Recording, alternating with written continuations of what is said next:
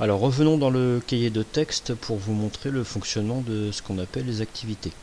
Alors dans l'outil cahier de texte, vous avez un onglet classeur. Donc ce classeur va vous permettre, un petit peu comme une Dropbox ou une clé USB virtuelle, de déposer des documents que vous pourrez utiliser après en classe et même, comme on verra par la suite, le diffuser directement aux élèves. Alors moi j'en ai déjà quelques-unes de faites, donc je vais vous montrer comment ça marche. Donc déjà on peut créer un dossier.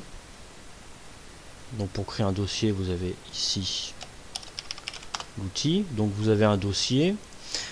Dans un dossier, on peut effectivement recréer des sous-dossiers. Maintenant, je vais créer une activité dans le dossier essai. Donc je clique sur essai et je vais créer une activité. Donc en fait, ce qu'on appelle activité, c'est plutôt une liste de documents à destination de la classe. En général, c'est comme ça que ça marche. Donc titre de l'activité, essai sur les triangles par exemple. Voilà. Donc mon activité a bien été créée. Donc je peux la consulter, bon là pour l'instant il n'y a rien dedans, je peux la modifier. Alors après vous avez une barre d'outils qui va vous suivre tout au long de la création. Donc ici on peut commencer par créer un chapitre, du texte libre, on peut mettre une image, audio, vidéo, donc ça c'est une formule mathématique, des citations.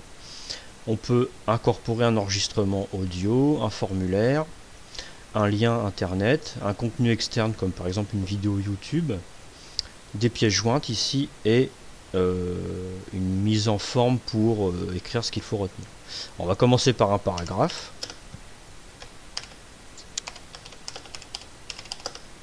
Donc voilà, ça permet d'avoir un titre assez grand.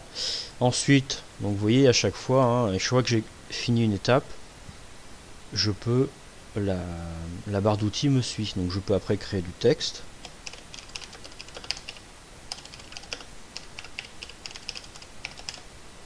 Avec une mise en forme d'un traitement de texte habituel. Voilà, donc là c'est juste du texte. Alors je peux déplacer avec monter et descendre l'ordre de mes petits paragraphes.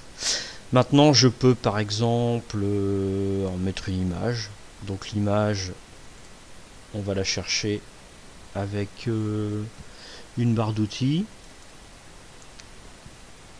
Donc voilà, enregistré, donc il a mis l'image. Ensuite on peut mettre un contenu audio ou vidéo. Donc là c'est plutôt audio qu'il faudrait plutôt mettre, puisque vidéo ça va peser assez lourd. Pour les vidéos on va plutôt aller chercher, donc c'est ce que je vais faire ici. Tiens, je vais remettre un paragraphe, je vais mettre une vidéo. Et puis on va aller chercher une vidéo YouTube. Donc là ça va être un contenu externe. Donc qu'est-ce qu'on va me demander? On va me demander l'adresse de la vidéo. Donc voilà, j'en ai trouvé une belle sur YouTube. Sur YouTube, vous avez un outil qui est partagé et qui vous donne l'adresse qui va vous permettre de retrouver la vidéo. Donc je copie le lien, je reviens dans Arsène, je colle, et ce qui est intéressant, c'est qu'Arsène va directement intégrer la vidéo dans l'activité. Je continue. Hop, on remet un paragraphe. On va mettre un fichier joint. Alors fichier joint c'est ici, pièce jointe. Alors en général moi je l'utilise pour mettre un fichier PDF par exemple. Voilà, donc on fait à chaque fois on fait enregistrer. Donc voilà, le PDF est mis et on peut même avoir un aperçu. Donc là il n'y a pas d'intégration directe, mais on peut l'ouvrir sans outil extérieur, ou alors on le télécharge et là on va vous demander d'ouvrir votre outil comme Adobe, l'outil Adobe ou un autre. On continue, on peut mettre un formulaire. Donc le formulaire, je ne vais pas le faire ici, mais en général c'est un formulaire qu'on crée en ligne avec l'outil de Google par exemple, et on peut l'intégrer directement. On peut mettre, alors l'outil à retenir, c'est tout simplement une mise en forme du texte. Donc on choisit le type d'avertissement, donc ça va changer le petit logo qui est là, donc c'est une petite mise en forme. Donc voilà, donc l'intérêt c'est de mettre toute une suite de documents qui a un rapport avec le déroulement de votre cours.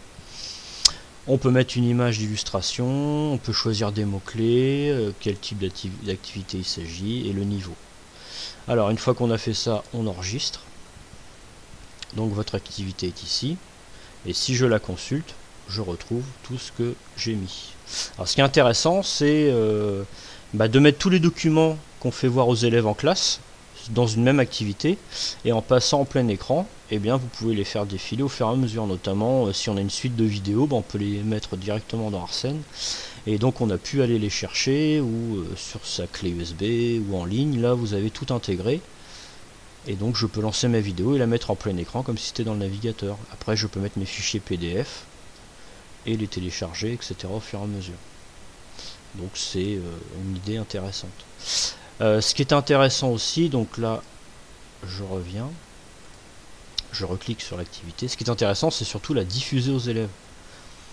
Donc du coup, voilà, je vais par exemple la diffuser au 6e 3. Je sélectionne la séance. Alors en fait, en général, on met la séance du jour ou une qui est déjà passée. De toute façon, dès que vous la diffusez à travers une séance, les élèves y ont accès même après. Et on valide.